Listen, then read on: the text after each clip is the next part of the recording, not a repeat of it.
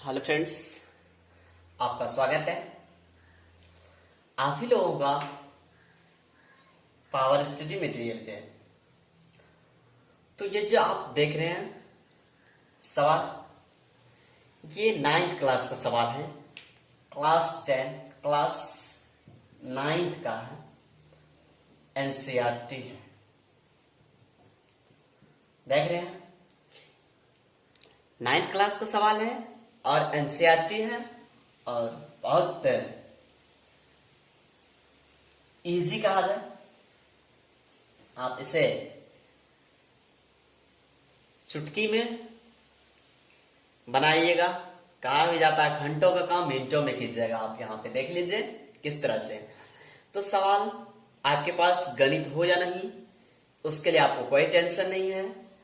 आप गणित नहीं रहेगा तो पर भी आपके पास कोई समस्या नहीं होगी। सवाल मैं यहाँ पे लिख देता हूं, उसके बाद आपका सॉल्यूशन देंगे, तब आपकी माइंड आराम से कैच कर सकते हैं। तो देखिए क्या है सवाल। क्या शून्य एक परिमेय संख्या है? पहले सवाल को इतना तो रीड कर लीजिएगा। क्या शून्य एक परिमेय संख्या है? क्या इसे आप पी वाई क्यू के रूप में लिख सकते हैं, जहां पी और क्यू पूर्णांक है और क्यू ये जो है ये नॉट का चिन्ह है, इक्वल टू नॉट, मतलब क्यू नॉट बराबर 0। यह इसका मतलब हुआ क्यू के बराबर 0 नहीं होना चाहिए कभी भी। तो क्या आप इसको कर सकते हैं, सॉल्व कर सकते हैं? नहीं। तो चलिए एक ही लाइन का सवाल है, आप देखते तो रहिए क्या कहता है। क्या शून्य एक परिमेय संख्या है? हाँ। क्या लिखेंगे? हाँ शून्य एक परिमेय संख्या। हाँ शून्य एक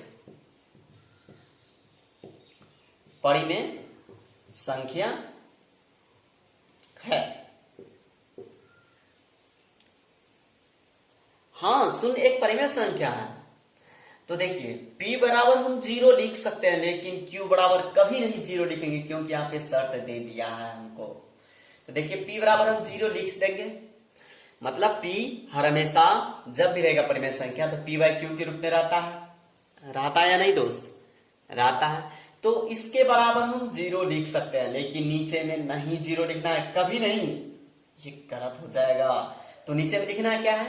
तो देखिए q बराबर क्या लिखेंगे, देखते रहिएगा।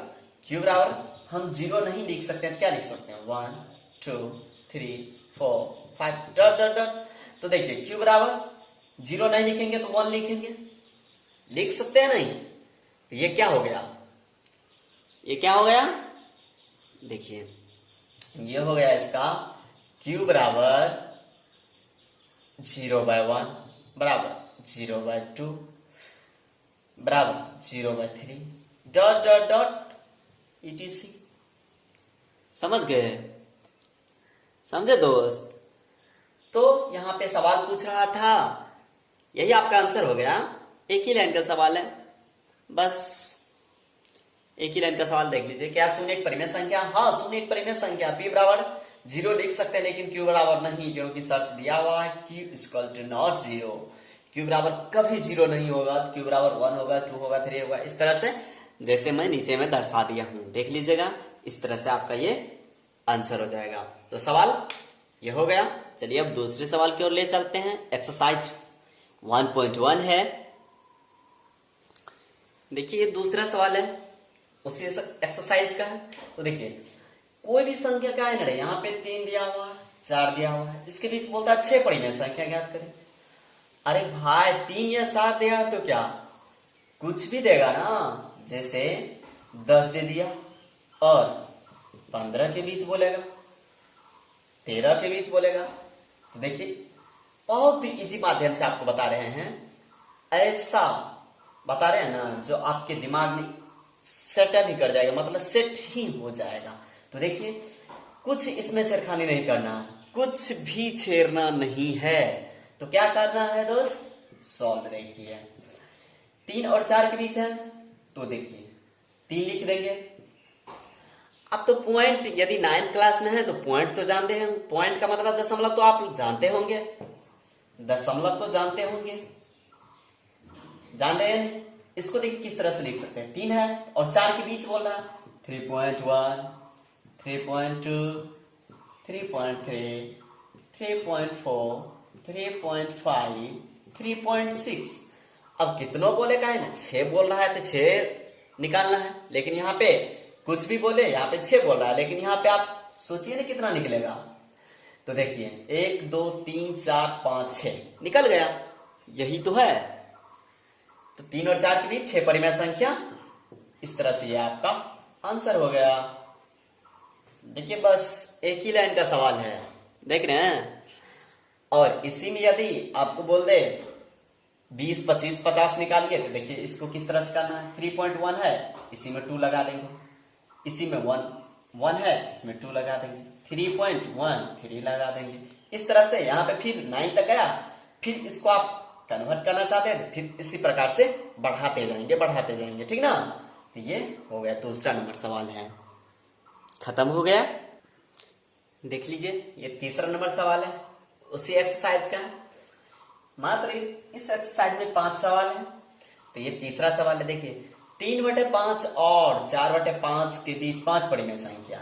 इससे पहले वाले सवाल क्या था, वो हमको पहले से बटे में नहीं, तो वो पहले से हमको किसमें दिया हुआ था, तो 1/4 संख्या में जिस तरह संख्या लिखा जाता उसी में दिया हुआ था, 3 और 4 के बीच बोल रहा था।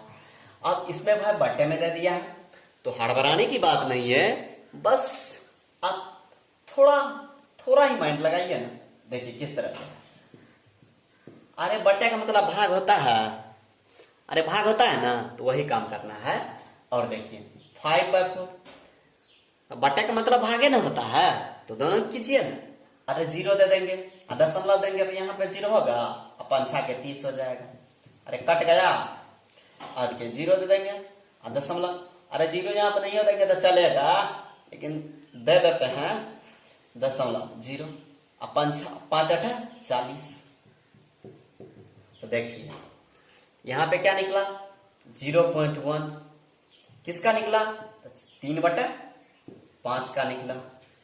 अरे निकला है, ये देखिए किसका निकला है, 4/5 का निकला, क्या 0.8 निकला। अब भाग वाला को मिटाइए ना, अब इसका कोई टेंशन नहीं, या आप मौखिक भी कर सकते हैं, या आपको हम समझाने के लिए ऐसा किए थे।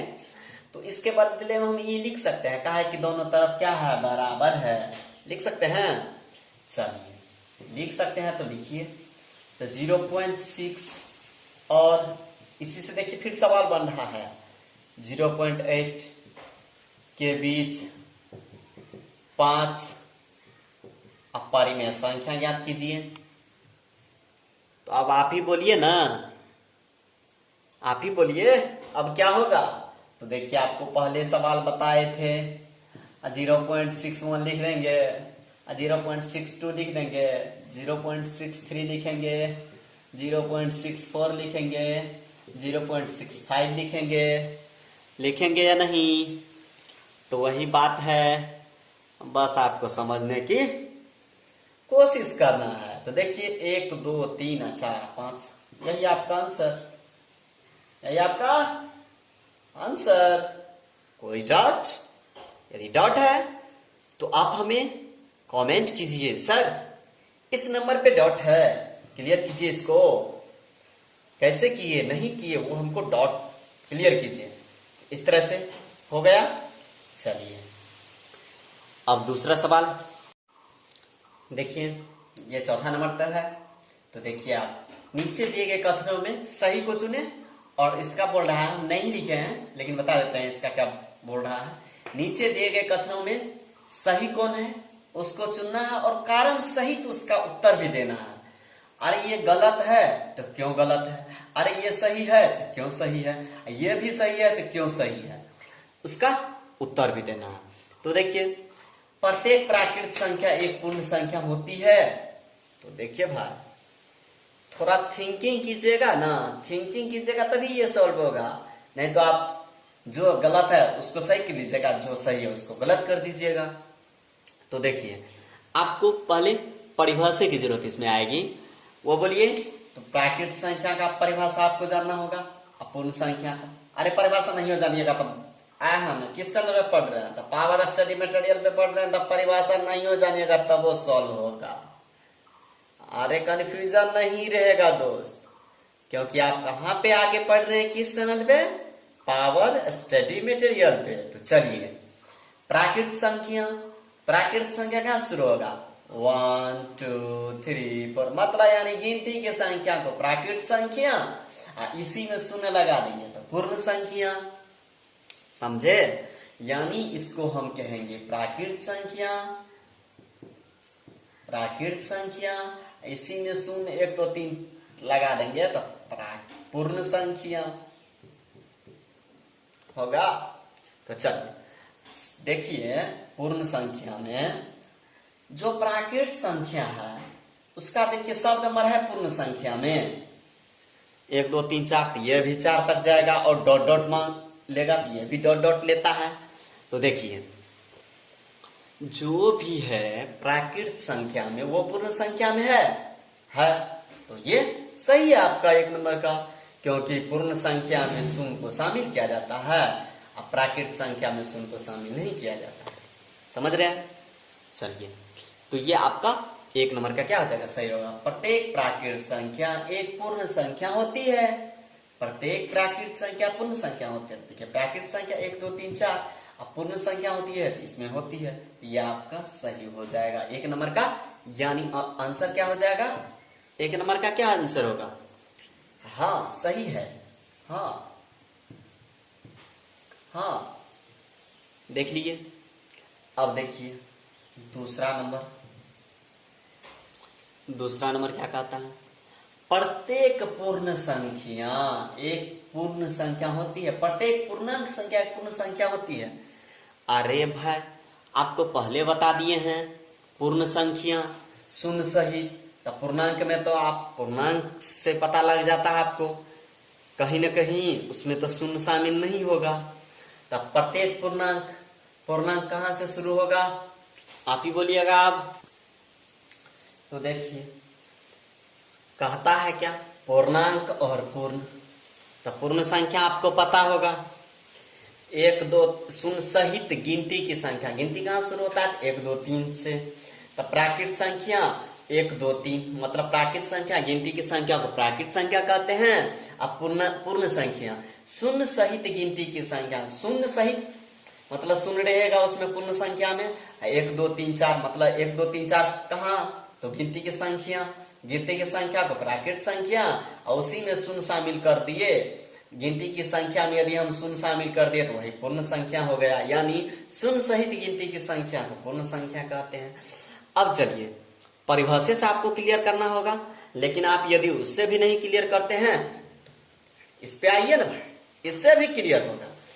पूर्णांक, अब देखिए पूर्णांक संख्या का परिभाषा भी बता देते हैं। आप बोलिएगा कि उसका परिभाषा बताए, इसका परिभाषा नहीं बताए। तो चलिए पूर्णांक संख्या, अरे पूर्णांक संख्या आप समझते हैं तो नहीं समझ रहे, अरे नहीं समझते हैं तो समझिएगा ना। ऋणात्मक संख्या, ऋणात्मक संख्या हुआ, ऋणात्मक संख्या जो माइनस वाला, अरे जो माइनस वाला होगा वही ना होगा ऋणात्मक संख्या। ऋणात्मक संख्या जो माइनस वाला होगा ना वही होगा। ऋणात्मक संख्या -2 -3 होगा। तो चलिए ऋणात्मक संख्या, तो ऋणात्मक संख्या शून्य, ऋणात्मक संख्या शून्य और प्राकृत संख्या, ऋणात्मक संख्या शून्य और प्राकृत संख्या, ऋणात्मक संख्या शून्य और प्राकृत संख्या देख लीजिएगा। ऋणात्मक संख्या शून्य और ये प्राकृत है, प्राकृत संख्या समझ रहे हैं। ऋणात्मक संख्या शून्य और प्राकृत संख्या के समूह को क्या कहते हैं, समूह को पूर्णांक संख्या कहते हैं। तो ये कहां से शुरू होगा, इसका एग्जाम्पल लीजिए आप, एग्जाम्पल लीजिएगा ना। तो चलिए -2, इससे पहले -3 ले सकते हैं, कोनो भारी बात नहीं है। अरे कुछ ले सकते हैं, उधर -10 ले सकते हैं, -1 0 1 2 3 4। तो देखिए ये होगा क्या, ऋणात्मक संख्या शून्य, शून्य जो है धनात्मकों में आएगा, ऋणात्मकों में आएगा। यदि ऋणात्मक साइड लीजिएगा तो इसमें माइनस का चिन्ह लग जाएगा, धनात्मक साइड लीजिएगा तो प्लस का चिन्ह लग जाएगा। तो ऋणात्मक संख्या शून्य और प्राकृत संख्या के समूह को पूर्णांक संख्या कहते हैं। तो देखिए आप यदि उसमें लीजिएगा तो पूर्णांक संख्या का उदाहरण लीजिएगा ना, पूर्णांक संख्या का, तो हो गया आपको पूर्णांक संख्या का उदाहरण हुआ ना। पूर्ण संख्या का आप लीजिएगा ना भाई, तो पूर्ण संख्या का लीजिए, ले रहे हैं पूर्ण संख्या का। देखिए तो 0 1 2 3 4 डॉट डॉट डॉट हो रहा है, डॉट डॉट डॉट कर दिए उधर। देखिए यहां तक में देखिए आपको दोनों के एग्जांपल से आपको पता लग जाएगा।